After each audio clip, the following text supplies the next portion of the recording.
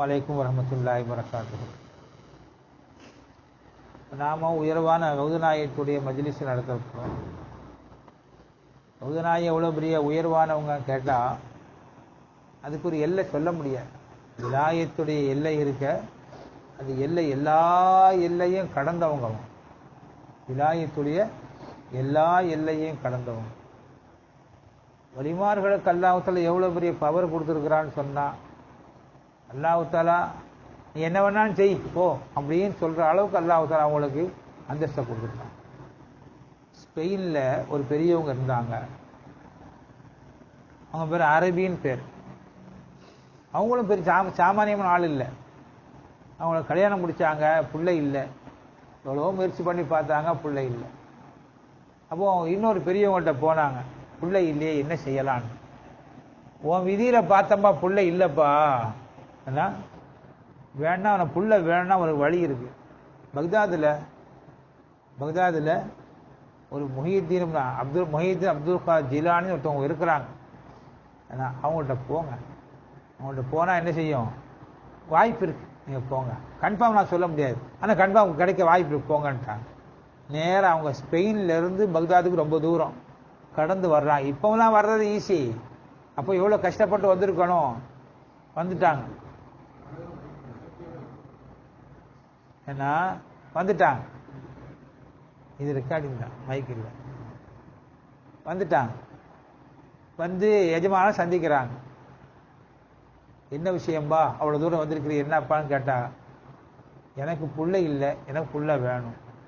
உடனே உன் விதியில் புள்ள இல்லையப்பா, உன் விதியில் சபுர் செய்வான்னாக. யாரு? கௌதநாயக எஜமா.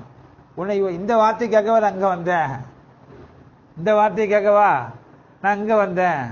எனக்கு வேணும், எனக்கு என்ன செய்யணும் சொல்ல முடியுமா? எனக்கு புள்ள வேணும், அதுக்கு தான் உங்கள்கிட்ட வந்தேன். எப்படி உங்கள்கிட்ட வந்து எப்படி கிடைக்கும்னு சொன்னாங்க, அதான் வந்தேன்னாங்க. அப்படியா, சரி. உன் விதியில் புள்ள இல்லை, ஏன் விதியில் ஒரு புள்ள இருக்கு, அந்த பிள்ளைய வேணா உனக்கு தர்றேன்னா. எப்படி தான் பிள்ளைய அவர் கொடுக்க முடியுமா? தத்து கொடுக்கறதா எப்படி சொல்ல விளங்குச்சா? இதை வலிமார்களுக்கு அல்லாஹ்வுத்தாலா கொடுத்தாரு. அப்போ என்ன செய்யணும், வா அப்படின்னு சொல்லிட்டு என் முதுகுக்கு பின்னாடி வந்து உட்காருன்னாங்க. தன்னுடைய முதுகுக்கு பின்னாடி உட்கார வச்சு ஒரு தடவு போன்ட்டாங்க. என் புள்ள உனக்கு வந்துருச்சுப்பான்ட்டாங்க. விளங்கல, கேட்கல, கணக்கு தான் கேட்கலையா? என் புள்ள உனக்கு வந்துருச்சு, நீ போப்பான்ட்டாங்க. ஊருக்கு போனாக குழந்தை உண்டாயிடுச்சு. அந்த பிள்ளைக்கு என்ன பேர் வச்சா? முஹியுத்தீன் அப்படின்னு பேர் வச்சா. அந்த பிள்ளைக்கு பேரும் முஹியுத்தீன் தான். அவன் சாமானியமான ஆள் இல்லை, சாமானியமான ஆள் கிடையாது. எந்த அளவுக்கு அவங்க அப்படின்னு கேட்டா, அப்படி இங்கே உட்காந்துட்டு பார்ப்பாங்க. எங்க வானுலோகத்தையெல்லாம் பார்க்குறாங்க. நம்ம சொல்கிறோமா இல்லையா? இந்த சரிகமா பதனி அப்படிதான், என்ன அது ஒரு நிகழ்ச்சின்னு சொல்லிடுவோம். சரிகமா பதனி அப்படின்னா 7 கோள்கள் இருக்குல்ல, 7 கோள்களுடைய அந்த சப்தத்துக்கு பேரு தான் சப்தஸ்வரங்கள் அப்படின்னு சொல்லுவாங்க தமிழ்ல. இங்க அது வந்து சமஸ்கிருத வார்த்தை. அது 7 கோள்களுடைய சத்தங்கள் தான் என்னது அந்த. இப்ப இன்னைக்கு எத்தனை மெட்டுகள்ல பாட்டு பாடலாம், பிரச்சனை இல்லை. எல்லாமே ஒரு 7 மெட்டுகள்ல தான் இருக்கும். இதை வகுத்துவது யாரு? இப்னு அரபி நாயகம். அவங்க சொல்றா பார்த்துட்டு, இந்த கோளுக்கு இந்த மாதிரி சத்தம், இந்த கோளுக்கு இந்த மாதிரி. நம்ம மௌலுதுல நம்ம படிக்கிறோமா இல்லையா? மௌலுதுல பார்த்தோம்னா எல்லா மௌலுதும் ஒரே மாதிரி மெட்டுகளாக வரும். பார்த்துருக்கீங்களா? ஒரு 5-6 மெட்டு தான் இருக்கும். 5-6 மெட்டு பைத்து. அஸ்ஸலாமு அலைக்கும் ஒரு மாதிரியா இருக்கும், சலாத்துன் சலாம் ஒரு மாதிரியா இருக்கும், யா நபி ஒரு மாதிரியா இருக்கும், சல்லு அலா கைரலி அது ஒரு மாடலா இருக்கா இல்லையா? இப்படி பார்த்து ஒரு 7 மாடல் தான் இருக்கா. அது ரவுண்டுல வந்துகிட்டே இருக்குதான். இது எதனுடைய ராகம் அப்படின்னு கேட்டா 7 கோள்களுடைய ராகம். அப்படி யார் சொல்றா? இப்னு அரபி நாயகம் சொல்ற. எவ்வளவு பெரிய ஞானியா இருப்பாங்க அவங்க, எவ்வளவு பெரிய அவங்க பார்வை, எவ்வளவு பெரிய பார்வையா இருக்கும். சில விளைச்சுங்களா, அவ்வளவு பெரிய பார்வை அவங்க. அப்ப இன்னைக்கு ஒரு மெட்டு ஒரு பாட்டு எழுதுறதா இருந்தா ஒன்னு சாவுல எழுதுவாங்க, இல்ல ரீல எழுதுவாங்க, கால எழுதுவாங்க. அம்மா சரிகம பதனி ச கிடையாது, திருப்பி ரவுண்டு தான் வரும். அதுக்கடுத்து என்ன செய்வாங்கன்னா சரி அப்படி ரெண்டையும் சேர்த்து மிக்ஸ் பண்ணி போட்டுருவாங்க. அப்ப 7 வகையான ராகங்கள் தான் இருக்குது அப்படிங்கறது கண்டுபிடிச்சது யார் தான்? இப்னு அரபி நாயகம். எந்தவித ஆயுதங்களே இல்லாத நேரத்தில் பார்த்தே கண்டுபிடிப்பாங்க. அவ்வளவு பெரிய மகான் அவங்க, சாமானியமான ஆள் கிடையாது. இன்னும் எவ்வளவோ ரகசியங்கள், நிறைய செய்திகளை சொல்லிட்டாங்க. எவ்வளவோ செய்திகளை நிறைய சொல்லிட்டாங்க. அதெல்லாம் அறிவுக்கு எட்டாத செய்திகள்லாம் சொன்னாங்க. எவ்வளவு பெரிய ஞானி அவங்க. அவங்க யார் அசல்ல அரபி நாயகத்துடைய பிள்ளையாக இருந்தாலும் அவங்க கௌத நாயகத்துடைய பிள்ளை. எப்படி கௌத நாயகத்துடைய பிள்ளையா இருப்பாங்க? யார்கிட்ட போய் வாங்கிட்டு வந்தாங்க பிள்ளைய? இப்ப யூசுப் நாயகம் பெத்த தந்தை யாரு? வேற ஒருத்தவங்க. பெத்த தந்தை வேற ஒருத்தவங்க. ஆனா எஜமானுடைய பிள்ளையா தான் இன்னைக்கு வரைக்கும் நடத்தப்படுது. நாவல் எஜமானுடைய பிள்ளையா தான். எப்படி அவங்க எப்படி பிள்ளைய கொடுத்தாங்க? வெத்திலையை தின்னு கொடுத்தாங்க, புள்ள உண்டாயிடுச்சு. வெத்திலையை தின்னு கொடுத்தா புள்ள உண்டாகுமா? அறிவுக்கே எட்டல. அவுலியாக்களுடைய வாழ்க்கை, அவங்களுடைய செயல்பாடுகள்லாம் அறிவுக்கே எட்டாது. அவருக்கு அறிவுக்கு என்ன செய்யாது? எட்டாது. அதே மாதிரி அன்னைக்கு அவங்க செஞ்சாங்க, குழந்தை உண்டாயிடுச்சு. அவங்க மிகப்பெரிய ஞானி ஆயிட்டாங்க இப்னு அரபி நாயகம். எதனால்? அந்த பால்ல, அந்த இதுல வந்தவங்க. யாருடைய இதுல வந்தவங்க? நசபுல வந்தவங்க, கௌத நாயகத்துடைய நசபுல வந்தவங்க. அவங்க ஒரு நாள் கபத்துல்லாவுக்கு போறாங்க. யாரு? இப்னு அரபி நாயகம். எஜ்மா இல்ல, இப்னு அரபி நாயகம் காபத்துல்லாவுக்கு போனாங்களாம். காபத்துல்லாவுக்கு போனா திடீர்னு ஒரு ஆளை பாக்குறாங்க. நல்ல பச்சை துண்டு, பச்சை தலைப்பாலாம் கட்டி ஒரு ஆள் நிக்கிறாங்க. யார் அவங்க? ஹிதுர் அலைஹிஸ்ஸலாம். என்ன செய்யறேன்னு கேட்டாங்க. மக்காவுக்கு போற நம்ம என்ன செய்வோம்? எல்லாரும் என்ன செய்வோம்? காபத்துல்லா தவாப் செய்வோமா இல்லையா? அப்ப அவங்க கேட்டாங்க, என்ன செய்யறேன்னா? காபாவை தவாப் செய்யற. பைத்தியம், காபாவை தவாப் செய்யலையா, ஒன்னத்தை நீ தவாப் செய்யறான்னா. என்ன சொல்றா? என்ன தவாப் செய்யறனா? தூக்கி போட்ட மாதிரி ஆகி போச்சு. அப்ப காபா என்ன? நீ காபாவில் பாரு, கண்ணாடி முன்னாடி நிக்கிறப்பா. காபா என்பது ஒரு கண்ணாடி தான், ஒன்னைத்தான் நீ தவாப் செய்யற அப்படின்றாங்க. நமக்கு ஏதாவது விளங்குதா? இது யாருக்கு அந்த உணர்வு வந்துச்சு? அப்ப காபா, அப்ப ஹதீஸ்ல என்ன வருது அப்படின்னு கேட்டா, அல்லாஹ்வுக்கு வானம் பூமி அரிசு எதுவும் விசாலமாக ஆகல, ஒரு மூமியினுடைய கல்பு தான், உள்ளம் தான் விசாலமாக ஆகுச்சு. காபா உனக்குள்ள இருக்குதுன்னு சொல்லி கொடுத்தாங்க. யாருன்னு சொல்லி கொடுக்குறா? இவளுக்கு ஒரு திருப்பு முனையாக ஆயிடுச்சு. அன்னையில இருந்து என்ன செஞ்சு, அதனால சூஃபியாக்கள் நிறைய என்ன செய்ய மாட்டாங்க, ஒய்யாம ஹஜ்ஜுக்கு போறேன், ஒய்யாம உம்ராக்கு போறேன்னு போக மாட்டாங்க. ஏன்? காபாவை தண்ணில பார்த்துட்டாங்க. காபா எங்க இருக்குது? அங்க போறதே அதபு குறவும்பாங்க. அதபு குறவுன்னு காபா எங்க இருக்குது? தன்னோடு இருக்குதுன்ட்டாங்க. தன்னுடைய கல்புல இருக்குது. தன்னுடைய கல்பை அதை சுத்தி வரணும்னாங்க. அதுக்கு தான் நமக்கு பாசல் பாஸ் சொல்லி கொடுத்துருக்குறாங்க. அதை சுத்தி வரணும். புரிஞ்சுங்களா? இப்போ ஹிதுர் அலைஹிஸ்ஸலாம் இந்த பாடத்தை எல்லாத்தையும் அந்த பாக்கியத்தை கொடுக்க மாட்டான். சிலர்களுக்கு அல்லாஹ் யாருக்கு நாடுறானோ அவங்களுக்கு ஹிதுர் அலைஹிஸ்ஸலாம் மூலமா பாடத்தை கற்பிக்கப்படுது. ஹிதுர் அலைஹிஸ்ஸலாம் மூலமா என்ன செய்யப்படுது? நமக்கும் நம்ம செய்யுமாறு சொல்லதான் செய்யறாங்க. இந்த மரமண்டையில ஏற மாட்டுக்கு, மரமண்டையில ஏற மாட்டுக்கு. என்ன செய்ய சொல்றீங்க? அடுத்த ஒரு செய்தி சொல்றாங்க.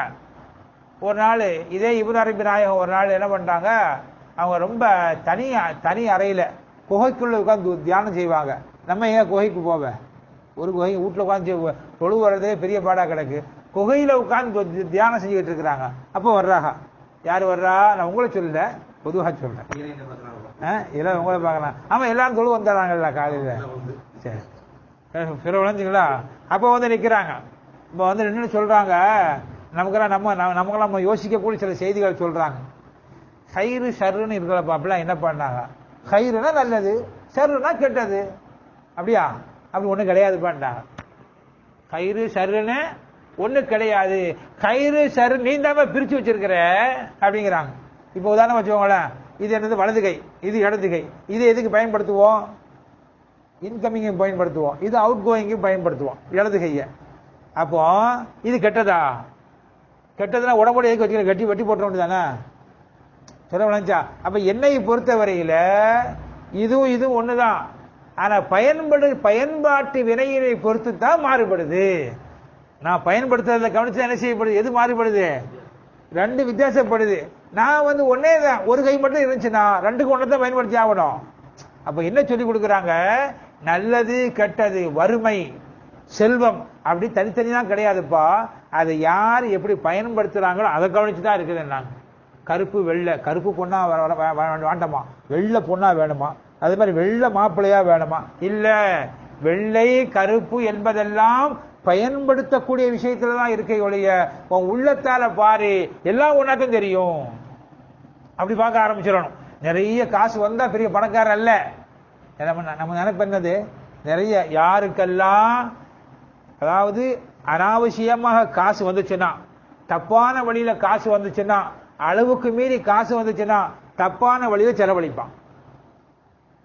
என்ன செய்வான்? ஒரு விதி என்ன? ஒரு சின்ன பையன் இருக்கான், அவனுக்கு தகுந்த 5 பைசா 50 பைசா ₹1 கொடுக்கலாம். எவ்வளவு கொடுக்கலாம் சின்ன பையனுக்கு?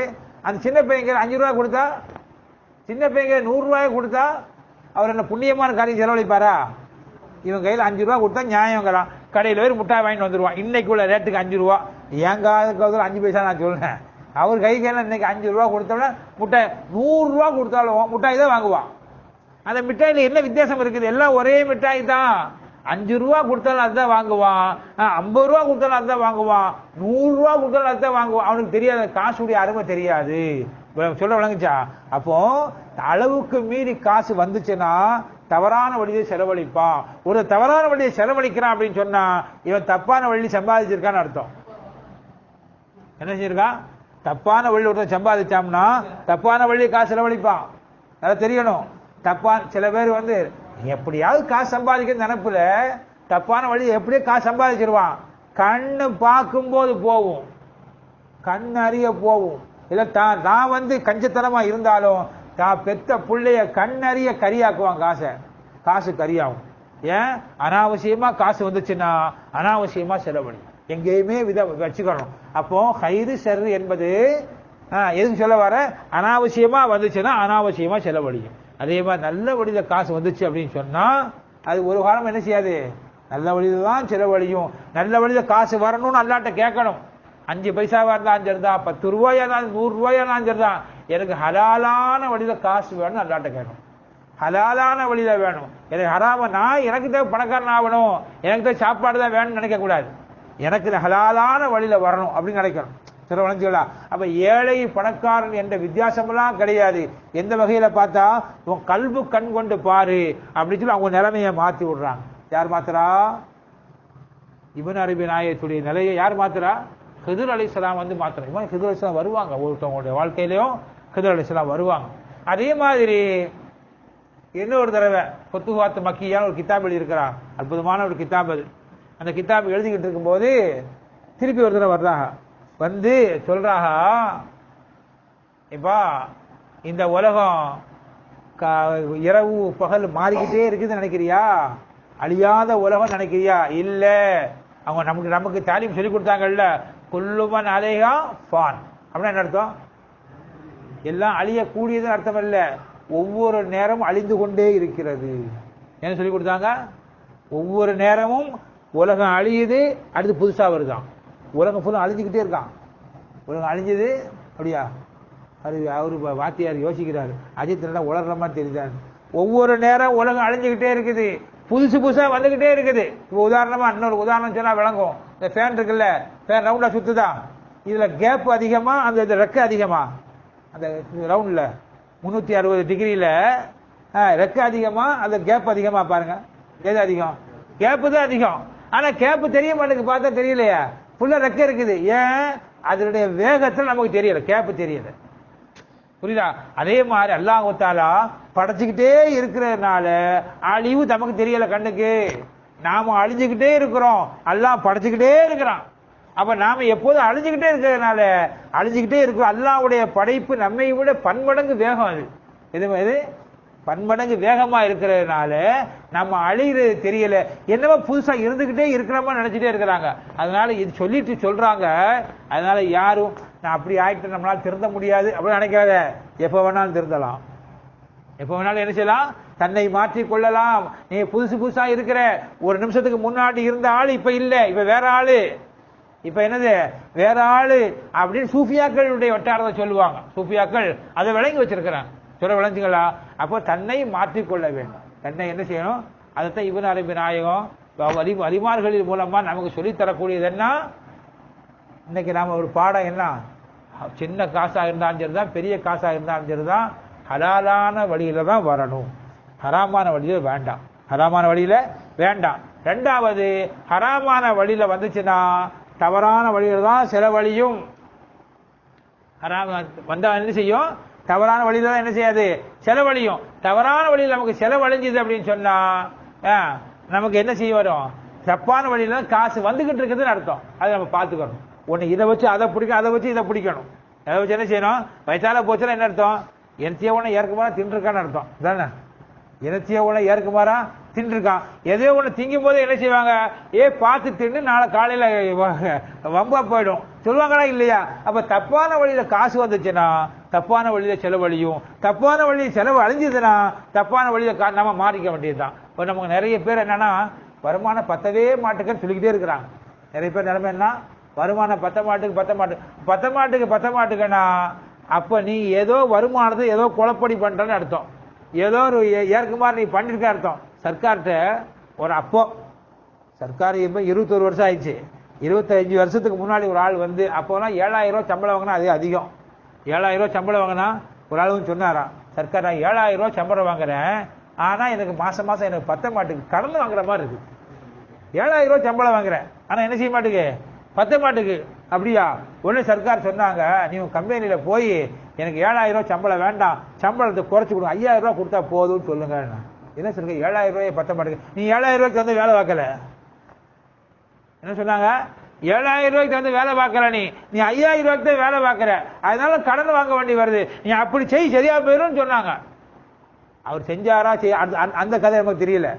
ஆனா என்ன அவங்க பார்த்து என்ன சொல்றாங்க, நீ வந்து ஒரு 10 ரூபாயாக இருந்தாலும் ஹலாலான வழி சம்பாதிச்சா அது கையில தங்கும். சொல்ல விளைஞ்சிக்கலாம்.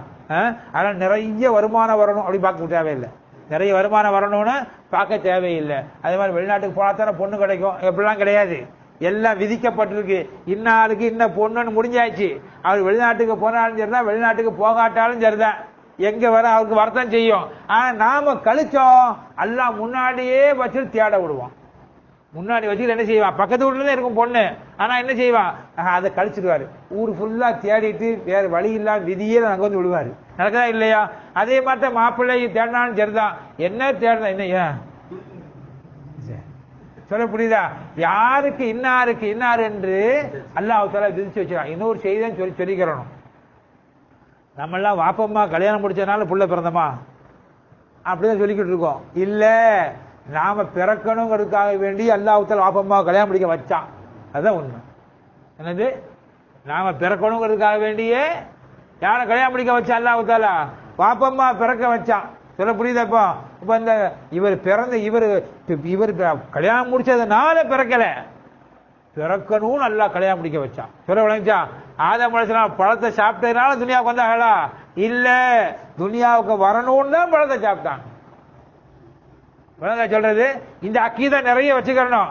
எவ்வளவு சம்பாதிப்பீங்க, எவ்வளவு காசு வருமானம் வரும், எல்லாம் விதியில எழுதப்பட்டு போச்சு. எல்லாம் என்ன செஞ்சுச்சு, விதியில எழுதப்பட்டு போச்சு. நமக்கு விதிச்சது கட்டாயம் நமக்கு கிடைக்கும். அந்த அக்கீதா முழுசா ஸ்ட்ராங்கா வச்சிடணும். இது அவுலியாக்களுடைய சுலுக்கு, இதுதான் அவுலியாக்களுடைய சுலுக்கு. இப்படி இருக்கிறதுனால எந்த கவலையும் இல்லாம அமைதியா இருப்பாங்க. ஆனா விதிச்சது வரத்தானே செய்யும்னு, அதுக்கான வேலைக்கு போகாம இருக்கக்கூடாது. ஏன்பா எனக்கு விதிச்சது வரத்தானே செய்யும், நான் வேலைக்கு போக மாட்டேன், அது சோம்பேறித்தானே. அது என்ன, நமக்கு ஒரு ஏதாவது ஒரு வேலையை வச்சுக்கணும். நிறைய சம்பளத்துக்குள்ள வேலை, நாம் படிச்சதுக்குள்ள வேலை இல்ல, ஒரு வேலையை வச்சுக்க வேண்டியதுதான். ஏதோ ஒரு வேலையை நாம புடிச்சுக்கிட்டோம்னா அதனுடைய பரக்கத்துல அல்லாஹ் தஆலா நம்மளை விசாலப்படுத்தி கொடுப்பான். நான் வெளிநாட்டுக்கு போகணும், படிச்ச வேலை வரட்டும், பாயிண்ட் வரட்டும், அதெல்லாம் கறிக்கு உதவாது. சொல்ல விளைஞ்சா, ஏதாவது ஒரு வேலையில நாம அந்த வேலையை விட்டு உதறக்கூடாது. நாம என்ன செய்யக்கூடாது, அந்த வேலையை விட்டு நம்மளை வேணான்னு சொல்ல சந்தோஷமா வெளியே வந்துட வேண்டியதுதான். நான் வரல ஏன்னா அவங்க போச்சு சொன்னாங்க, என் மேல பழி இல்லை, நான் அங்கதான் இருப்பேன். சொல்ல விளங்குச்சா? அந்த பண்பாடை கொண்டு வரணும். வேலைக்கு போற பிள்ளைங்க இருக்கீங்கல்லப்பா, அதனால நிறைய வருமானம் வரும், இந்த கம்பெனி விட்டு அந்த கம்பெனிக்கு மாறிடலாமா? ஒன்னும் மாறவே தேவையில்லை. ஒரு சபப், ஒரு காரணத்தை, இந்த நானா இருக்கா இல்ல, அவர் வேலை பார்த்துக்கிட்டு இருந்தாங்க, வெளிநாட்டுக்கு போய் நிறைய அள்ளி கொட்டிடலாம், லாரியில அள்ளி கொட்டிடலாம், அங்க போனாங்க, இருக்கிறதும் போச்சு. இப்ப திருப்பி வந்து அங்க நிக்க இருக்கு. பேசாம இங்கே இருந்துட்டாங்கன்னா ரிட்டையர்டு வயசு வந்தாச்சு, பேசாம சும்மா உட்காந்து சாப்பிட்டு இருக்கலாம். இப்போ என்ன ஆச்சு, அது ஆசைப்பட்டு எல்லாம் இல்லாம போயிடுச்சு. சொல்ல விளைஞ்சா, அதனால அல்லாஹ் தஆலா ஒரு வழியில வச்சிருக்கிறான்னு சொன்னா அதுல இருக்க வேண்டியதுதான், அதுலயே இருக்கணும். அதான் சொல்றேன், அப்படிதான் இருக்க வேண்டி வருது. அதனால சொல்ல விளைஞ்சா, அவுலியாக்களுடைய வழி என்ன, அல்லாஹ்வை நம்பி ஒரு காரியத்தில் இறங்கிடணும். நிறைய சம்பளம் வரணும், அப்படி வரணும், இப்படி வரணும், நமக்கு வேலை சம்பளம் கம்மியா இருக்கிறதுனாலதான் பொண்ணு கிடைக்க மாட்டேங்குது, அப்படிலாம் கிடையாது. வீதியில இருந்தா கட்டாயமா யாரோட சேர்த்து விடணும், அல்லாஹ் சேர்த்து விட்டுருவான். அல்லாஹ் யாரோட சேர்க்கணும் என்ன செய்வான்? ஒரே ஒரு சம்பவத்தை மட்டும் சொல்லி முடிச்சுக்கிறேன். ஒரு சம்பவம் என்னன்னா, ஒரு நாள் சுலைமான் நபி அலைஹிஸ்ஸலாத்து வஸ்ஸலாம் அவங்க சொல்றாங்க, விதியை வெல்ல முடியாதுன்னாங்க. யாரும் என்ன செய்ய முடியாது, விதியை வெல்ல முடியாது, விதி நடந்தே தீரும்னாங்க. அப்ப அங்க ஒரு பறவை, பெரிய அன்கா அப்படின்னு ஒரு யானை ராஞ்சி பறவை, கேள்விப்பட்டீங்களா? யானையை கூட தூக்கிட்டு போற மாதிரி பறவை அந்த காலத்துல இருந்துச்சு. அந்த பறவை அன்கான்னு சொல்லுவாங்க. அந்த பறவை கேட்டுதான், என்ன எஜமானே, ஏன் விதியத்தை மதியால வெல்லலாம்லன்னு. ஒத்த மதியால வெல்ல முடியாது. அவ்வளவு உதாரணம் சொல்றேன் கேட்டுக்கோ. இன்னையில இருந்து இன்னைக்கு 2 நாடு சொல்றாங்க. இந்த நாட்டுல அந்த குடும்பத்துல, அரச குடும்பத்துல ஒரு ஆம்பளை பையன் பிறந்திருக்கான். இந்த நாட்டுல அரச குடும்பத்துல ஒரு பொம்பளை பிள்ளை பிறந்திருக்கு. 2 பேருக்கு தவறான ஒரு உறவு முறையின் மூலமா புள்ள உண்டாகும்னு சொன்னாங்க. 2 நாடு. அது எப்படி? நான் நடக்க விட மாட்டேன். எவரு அந்த அன்காங்கிற பறவை அது என்ன செஞ்சுதான் போய் நேர போய் அந்த அரசவைக்கு போய் அந்த தொட்டில கடந்த புள்ளையை தூக்கிட்டு வந்துருச்சு. தூக்கிட்டு வந்து கடலுக்கு நடுவில் ஒரு தீவுல வச்சு மரத்துக்கு மேல பெரிய கூடு கட்டி வளர்த்துக்கிட்டு வருது. யார? அந்த புள்ளைய வளர்த்துக்கிட்டு வருது. எத்தனை வருஷமா? 20 வருஷமா வளர்க்குது. 20 வருஷமா அதுவே சாப்பாடு கொடுக்குது, எல்லாம் செய்யுது. ஆனா இந்த இடத்த வெளியே வரக்கூடாது. வளர்த்துக்கிட்டே வருது. காலம் மாறுது. நம்ம பயில தான் போதுமே, பெரிய பைக் வச்சு சுத்துவானே. 20 வயசு அவனுக்கு பெரிய வயசாகி போச்சு. அவன் போய் காட்டுல வேட்டையாட போனான். எல்லா இடங்களும் வேட்டையாட போனா, அங்க போனா எல்லா இடத்துக்கும் போயிட்டு கடைசி அவனுக்கு ஆசை வந்துச்சான். ஏன் கடல் வேட்டைக்கு போவேன்னு சொல்லிட்டு நினைச்சிருக்கான். கடல் வேட்டைக்கு வந்திருக்கான். வந்த இடத்துல அவனுக்கு என்ன ஆகி போச்சு, திடீர்னு புயல் அடிச்சு இவன் வந்து அந்த படகு இருக்குல்ல, அந்த பலகையை கொண்டு வந்து இந்த தீவுல வந்து தள்ளிடுச்சு. ஆள் இல்லாத தீவு, யாருமே இல்லை. ஐயோ ஐயோ சத்தம் போட்டிருக்கான். அங்க இருந்து ஒரு சத்தம் வருது, நம்ம ஜாதி சத்தம். எங்க? மரத்துக்கு மேல இருந்து. அந்த மரத்துக்கிட்ட தான் வந்துட்டான். என்ன ஆகி போச்சு? 2 பேரும் தொடர்பு ஆயிடுச்சு. 2 பேருக்கும் தொடர்பாகி போச்சு. கொஞ்ச நாள் ஓடுது. இந்த பறவைக்கு தெரியாமலேயே 2 பேருக்கு போய் தொடர்பாகி போச்சு. ஒரு நாள் சுலைமானுக்கு யாமம் வருது. எப்ப? அன்னைக்கு நம்ம பேசுறமே, நம்ம சொன்ன ஒரு 20 வருஷத்துக்கு முன்னாடி தொடர்பாகவும் நான் சொன்னா இல்லையா, எஜமானே நடக்காது, நான் பத்திரமா தங்கமா வளர்த்துக்கிட்டு வர்றேன், அப்படி யார் சொல்லிச்சான்? அந்த பறவை சொல்லிச்சான். இன்னொன்னு என்னன்னு கேட்டா, அந்த புள்ள, சின்ன புள்ள விளையாடுறதுக்கு ஒரு பொம்மை கேட்டிருக்கு. பொம்மை, குதிரையுடைய உடல். இவன் அங்க போய் ரூமுக்கு போயிட்டான். அந்த பறவை வரும்போது அந்த குதிரை உடம்புக்குள்ளவே ஒளிஞ்சுக்கிடுவான். போய் அந்த குதிரையுடைய வெறும் கூடு உள்ளதே ஒளிஞ்சுக்கிடுவான். இப்படி இருக்குது சம்பவம். அப்ப சுலைமான் சொல்லியிருக்கிறாஹா, போய் அந்த புள்ளைய கூட்டிக்கிட்டு வான்னு. எந்த புள்ளைய? குறிப்பிட்ட புள்ளைய கூட்டுவான்னு. சரின்னு சொல்லி அந்த புள்ள சொல்லிச்சா, நான் அந்த குதிரையையும் தூக்கிட்டு வரேன்னுச்சான். சரி, அந்த குதிரைக்குள்ள இந்த பையன் உட்காந்துருக்கான். யாரு? நம்ம அரச குடும்பத்து பையன். அந்த குதிரையை ஒரு காலிலையும் இந்த புள்ளைய இன்னொரு காலிலையும் தூக்கிட்டு வந்துச்சான். இங்க வந்து விட்ட உடனே, எஜமானே பாருங்க எஜமானே, என் புள்ள தங்கமான புள்ள அப்படின்னு. அப்படியா தம்பி, வெளியே வாடா அப்படின்னாங்களாம். யாரு? சுலைமான் அலைஹிஸ்ஸலாம். வெளியே வர்றான். என்ன பாத்தியா எப்படி நடந்துச்சு? தெரியலையே. தெரியாது. யாரு என்ன செஞ்சாலும் சரி, அதான் சொல்றோம், பொண்ணு கிடைக்கல, அது கிடைக்க, ஏதோ கவலைப்பட தேவையில்லை. யாருக்கு என்னென்ன விதிச்சிருக்கானோ அல்லாஹ் தஆலா நடக்கும். என்ன வருமானம் வரும் வச்சிருக்கானோ அல்லாஹ் நடக்கும். அது அந்த பறவை அன்னைக்கு ஒத்துக்குச்சான். இப்ப ஒத்துக்கிறேன். என்ன? விதியை மதியால் வெல்ல முடியாது, எதாலும் விதியை வெல்ல முடியாது அப்படி சொல்லிட்டு அதோட போய் அந்த பறவை அழுது மூத்தா போச்சு. அப்படியே வரலாறுல எழுதுறாங்க. புரியுதுங்களா? அதனால நம்பிக்கை வச்சுக்கிறணும். ஹலாலான ரிஸ்கை தேடணும், ஹலாலான வருமானத்தை தேடணும், ஹராம தேடக்கூடாது. ஹராமா வந்துச்சுன்னா தப்பான வழியும் செலவழிப்பான். இன்னைக்கு பையன் சின்ன பையன் பெரிய பைக் வச்சிருக்கானே, எதுக்கு பைக்? தேவையே இல்லை.